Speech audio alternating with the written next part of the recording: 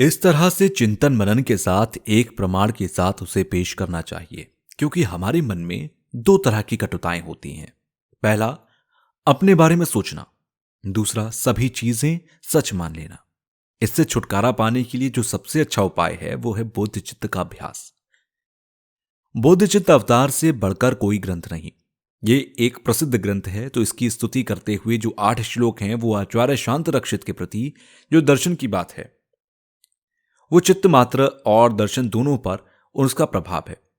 मन और विषय जो है वो शून्य है, खाली है, ऐसा जो कहा गया वो एक सोच है।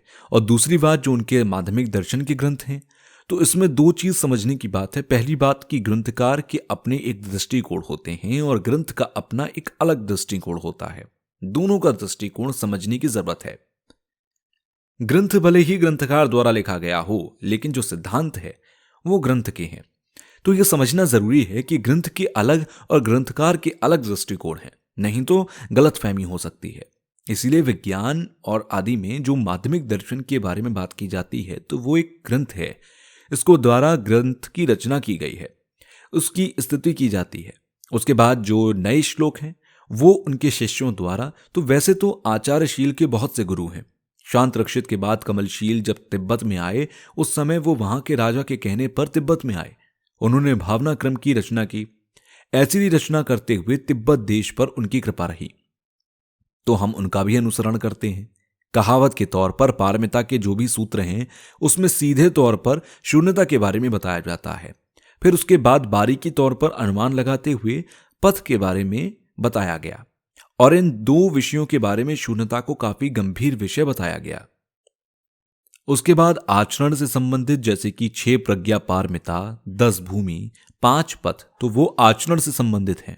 उसे एक विशाल तौर पर माना जाता है। जैसे कि मैत्रीनाथ के दर्शन करते हुए मैत्री धर्म के 5 ग्रंथ हैं, उसमें खासकर अभिसमय अलंकार जो कि एक विशेष ग्रंथ माना जाता है, जो विद्यार्थी होते हैं तो उसका अध्ययन करते हैं।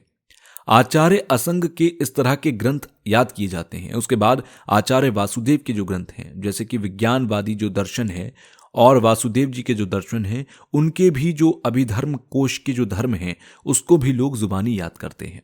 उस माध्यम से याद करते हुए सबसे पहले तो बुद्ध के शासन को अपनाते हुए, उसके बाद उसे खुद सबसे पहले संभालते हैं, अपनाते हैं और फिर उसे संभाल कर रखते हैं। तब जाकर उसका प्रचार किया जाता है। जैसा कि कहा जाता है कि उस आचार्य ने अपने मन से विद्यमान उनके शिष्य हुए। जैसे नया दर्शन भी कहता है कि नालंदा के जो आचार्य हुए उसमें विषेव के कारण प्रमाण के तौर पर परिवार वर्तिक्रम आधार जो ग्रंथ रहे, उसमें प्रमाण के तौर पर नया दर्शन जो है दिखनाक के द्वारा जो लिखे हुए ग्रंथ हैं उसे हम याद करते हैं, उसका भी अध्ययन किया जाता है। उसके बाद जो उनके शिष्य रहे, धर्म कीर्ति के प्रमाण वर्तिकर्म जो रचनाएं रही, उसका भी अध्ययन किया जाता है। खासकर दूसरा जो अध्याय है उसमें 4 सत्यों के बारे में भी विस्तार से बताया गया है। उसमें अनुमान लगाते हुए प्रमाण के साथ बताया गया, इसलिए इसे लोग जुबानी याद करते हैं। अब उनका भी अनुसरण करते हैं, उनके भी अनुयायी हैं। जैसे कि उनके ग्रंथों में वस्तुओं को वास्तविकता देने के लिए एक अनुमान लगाते हुए साक्षात समझने के लिए शब्द आदि से जो तौर तरीके बताए गए, ये सही मायने में एक दिमागी तौर तरीका होता है। उस माध्यम से 4 सत्यों का अध्ययन किया जाता है। उसी तरीके से लोग याद करते हैं और फिर आचार्य विमुक्त सेन द्वारा लिखे गए। कुल मिलाकर गंभीर दर्शन और विचार के माध्यम से इन आचार्यों को याद करते हुए इनकी स्तुति करना।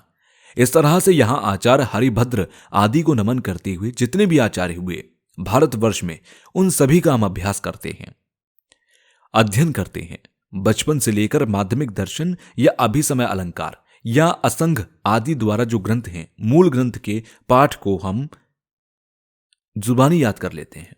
इसलिए उसके बाद हम बाकी के अध्ययन करते हैं और फिर आखिर में आचार्य अतिशा की स्तुति करना चाहिए। उन्होंने तिब्बत में आकर जो ग्रंथ लिखे वो तिब्बत के प्रचार प्रसार के माध्यम से सबसे प्रसिद्ध ग्रंथ हैं। इस तरह से जो 17 पंडित हुए, आचार्य हुए, ये सभी भारत से थे।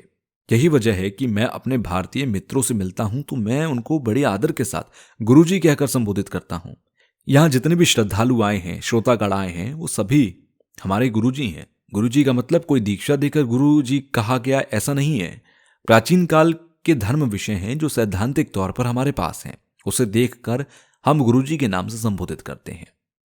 इसके बाद बुद्ध चित्त अवतार के मूल धर्म ग्रंथ के जो प्रवचन शुरू हो जाते हैं, तो सबसे पहले भगवान तथागत के जो वचन हैं उन्हें हम अनुमान के तौर पर अध्ययन करते हुए फिर साक्षात रूप से जानने के लिए जो एक परंपरा है, आचार अतिशा की जो एक परंपरा रही, उसकी भावना करने की जो विधि है वो 3 तरीके से बताई गई। सबसे पहले शुरुआत की परंपरा, फिर पद की परंपरा, उसके बाद उपदेश के माध्यम से बताया गया। तो यहां आज जो प्रवचन दिए जा रहे हैं, जिस तरह से व्याख्या कर रहे हैं, वो केंद्र में रखते हुए जो परंपरा है, विधि है, उसके अनुसार किया जाता है। और ये बौद्ध चित्त अवतार की जो परंपरा है वो मैंने प्राप्त की है। किन्नौर के नेगी लामा जी से मुझे प्राप्त हुआ। तो किन्नौर के नेगी लामा जी तिब्बत में गए और वहां उन्होंने गुरुओं के दर्शन करते हुए अध्ययन किया और स्वयं एक संप्रदाय या शाखा तक सीमित न रहते हुए बुद्धत्व की प्राप्ति के लिए सभी गुरुओं से उन्होंने आशीर्वाद लिया। महामहिम जी कह रही हैं कि उनके करीब 20 गुरु हैं। भगवान बुद्ध का जो धर्म है वो कैसा है, इसके बारे में विस्तार से बताया गया। नालंदा के जो 17 महापंडित हुए, आचार्य हुए, उसमें से बहुत ही प्रसिद्ध वो रहे, उनके बारे में यहां प्रवचन दिया जा रहा है। तो इसको बड़ी साफ नियत के साथ सुनना चाहिए। जो वचन आप सुनने जा रहे हैं वो अपने आप में एक बदलाव लाने के लिए सुने और मन से जो कटुता है उसे त्यागने के लिए सुनना चाहिए। बुरे संस्कार निकालकर अच्छे संस्कार पैदा करें, इस नियत से हमें सुनना चाहिए। फिर एक समय ऐसा होता है जब संस्कार के जागरण नहीं होने के कारण हम भूमि और पथ का अभ्यास करते हुए बोधि की ओर प्रस्थान करें। इसलिए अपने तक ना रहते हुए मैं सभी प्राणियों के हित में ये प्रवचन सुनाने जा रहा हूं और अभ्यास करने जा रहा हूं। इस तरह सोचकर इसे सुने। जैसे कि आचार्य आर्यदेव ने जो कहा, धर्म के प्रति चिंतन मनन करने के लिए जरूरी होता है कि मन किसी एक की तरफदारी ना करे, बल्कि एक दिशा में भी ना जाए। इसलिए बीच में रहकर सोच विचार करें और फिर अच्छाई और बुराई में काट छांट करनी चाहिए। इसमें कितना फर्क है, मेल जोल आ रहा है या नहीं, ये विचार करना चाहिए। क्योंकि यहां जो हम सुनने जा रहे हैं वो किसी इतिहास के बारे में नहीं बता रहे हैं, कोई व्याकरण या कविता नहीं है। यहां जो प्रवचन है वो खुद में बदलाव लाने के लिए है।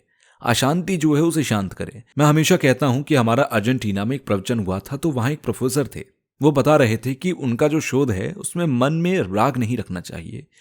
उस समय मैंने सोचा कि एक बोध हूं और मैं अपने धर्म के प्रति मुझे लालच नहीं रखना चाहिए, तो ये एक तरह का स्वार्थ बन जाता। इसलिए कहा जाता है कि मन को कभी भी एक तरफा ना रखें और बड़े सोच विचार के साथ हमें चीजों को समझना चाहिए। और भारतीय जितने भी ग्रंथ हैं उसमें शुरुआत में ये 4 विषय होते हैं। सबसे पहले इस ग्रंथ की आवश्यकता क्या है, उसके बाद में उसके विषय क्या हैं और उस ग्रंथ के लाभ क्या हैं और आने वाले समय में इसका लाभ क्या है। इस तरह से ग्रंथ के 4 विषयों को समझना बहुत जरूरी है। फिलहाल के लिए नहीं, आगे क्या लाभ होगा ये देखना जरूरी है। इस पर केवल इच्छा नहीं बल्कि जिज्ञासा भी होनी चाहिए। इसलिए कहा जाता है कि जो सोच विचार कर जाते हैं वो धर्म के अनुयायी बन जाते हैं। जो बिना सोचे समझे निकल जाते हैं वो केवल श्रद्धा तक ही सीमित रह जाते हैं, वो धर्म के अनुयायी नहीं बन पाते। इसलिए भगवान बुद्ध ने भिक्षुओं और विद्वानों को कहा है कि मेरे दिए गए वचनों को परखो। जिस तरह से सोने को परखते हो, उसी तरह भगवान बुद्ध ने अपने वचनों को परखने के लिए कहा। भगवान बुद्ध ने कहा कि मेरे वचन अभ्यास करने के लिए हैं, ये कोई मान सम्मान करने के लिए नहीं है। यही कारण है कि भगवान बुद्ध के बाद आचार्य नागार्जुन ने भी काट छाट करते हुए, अनुमान लगाते हुए जो ग्रंथ प्रमाण के तौर पर पेश किए। इसलिए बुद्ध के वचनों को भी शब्द से मानने का अर्थ से मानने से पहले उसे समझना जरूरी है। कदम्पा की परंपरा में भी यह कहा गया है कि व्यक्ति से ज्यादा धर्म में ध्यान होना चाहिए। तो यहां बोधिचित्त अवतार की पुस्तक में सबसे पहले बोधिसत्व को नमन किया गया। तो यह अनुवाद करने से पहले मंगलाचरण के तौर पर है। उस समय तिब्बत में धर्मराजा के काल में एक नियम स्थापित हो गया था कि जो बुद्ध वचन और शास्त्रों का अनुवाद करते थे, तो ये कौन से ग्रंथ हैं और किस पिटक से हैं, तो ये मंगलाचरण के समझ जाते हैं। जैसे विनय पिटक से संबंधित हो तो उसमें सर्वज्ञता के संबंधित नमन होता है, और फिर सूत्र पिटक से संबंधित होने के कारण बोधिसत्व के प्रति भी किए जाते हैं। तो इस समय बुद्ध और बोधिसत्व को नमन करना चाहिए, क्योंकि ये बोधिचित्त अवतार जो है इसमें एक अभ्यास करने से लेकर सब कुछ है बुद्ध के वचनों में। इसलिए इसमें बुद्ध और बोधिसत्व को नमन किया गया है। फिर जहां तक नाम की बात है, बोधिचित्त अवतार, तो ये नाम अर्थ से दिया गया है। जैसे कुछ होते हैं, जैसे बुद्ध पालिता के जो ग्रंथ हैं वो ग्रंथकार के नाम से जाने जाते हैं, या फिर माध्यमिक चतुष्टक जो श्लोक की संख्या से दिए गए हैं। तो यहां बोधिचित्त अवतार विषय या अर्थ से नहीं दिया गया। फिर बुद्ध वचनों की जो पोथी है उसमें करीब 15 से 20 पोथियां हैं, जिनका चीन की भाषा से अनुवाद किया गया। बाकी जितने बौद्ध वचन हैं वो भारतीय भाषा से अनुवाद किए गए। तो यहां बोधचित्त अवतार बोध शब्द के बारे में बताया जाए तो यहां इसे तिब्बती में शंग शुभ करके अर्थ को स्पष्ट रूप से दिया गया। इसका अर्थ है छुटकारा पाना। तो किस चीज से छुटकारा पाना? तो पाप और पाप के संस्कार जो हैं उनसे छुटकारा पाने के लिए धर्म में लीन होना पड़ेगा। जब तक हम धर्म में लीन ना हो तब तक ये संभव नहीं। इसलिए करुणा और प्रज्ञा को याद रखें। करुणा का अर्थ होता है प्राणी या प्राणियों को देखें। प्राणियों को देखना, दृष्टि रखना ही अभ्यास के नियम है। जहां तक प्रज्ञा की बात है उसमें जो दृष्टि है, जो लक्ष्य है, वो बुद्ध के स्थान पर रखना चाहिए। इसी तरह से बोधि शब्द की प्राप्ति एक तरह से ज्ञान का विकास करना। अगर विकास हो तो प्रज्ञा का विकास हो, सोच और समझ बढ़े। बुद्ध के ज्ञान की प्राप्ति मतलब जो कुछ भी है उसे समझना। इसके लिए जो संस्कार रूपी पाप है उससे छुटकारा पाना पड़ेगा। जब तक उससे छुटकारा नहीं मिलेगा तब तक सही नहीं है। इसके लिए धर्म लीन होना जरूरी है। जो मानसिक संस्कार हैं, मन से संबंधित जो संस्कार हैं, जो आदत हैं, जन्म जन्मों का उसका कारण मिले। तो इसलिए यहां ज्ञान शब्द का अर्थ बोधि से संबंधित बैठता है। केवल अपने लिए नहीं, मैं सभी प्राणियों के हित में यह अभ्यास करने जा रहा हूं। ऐसी नियत, ऐसा इरादा, ऐसा संकल्प करते हुए संस्कार रखें।